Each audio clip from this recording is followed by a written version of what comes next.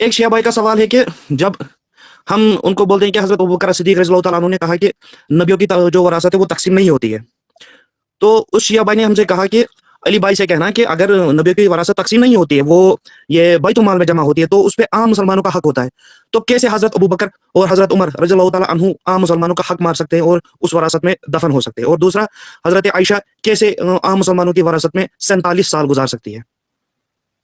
یہ تو آپ نے 2 سوال کر لیے نا، 2 ہو گئے جی سوال. جی ہاں جی.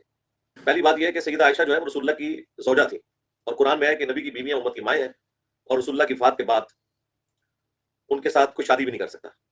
تو چونکہ وہ امت کی ماں ہے اور رسول اللہ کی بیوی ہے، حضور کی دنیا سے تشریف لے جانے کے بعد بھی وہ رسول اللہ کی بیوی ہے، تو اب چونکہ وہ رسول اللہ کی بیوی ہے تو نبی علیہ السلام کا جو چھوڑا ہوا ترکہ ہوگا اسی میں وہ زندگی گزاریں گی نا، وہ رسول اللہ کی بیوی ہے نا، اور تو نہیں کسی نے ان کو رکھنا.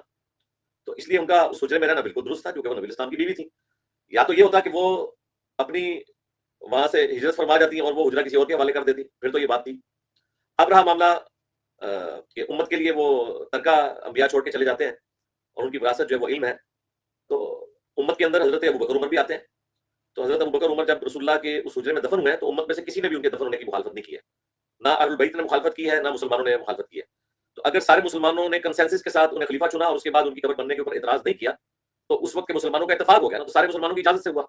یا تو اہل تشیع پیش کرے نا کہ مسلمانوں نے وہاں اختلاف کیا ہو کہ حضرت ابوبکر یہاں دفن نہیں ہو سکتے، پھر تو یہ بات کریں گے نا.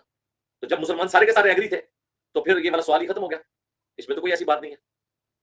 ٹھیک ہو گیا.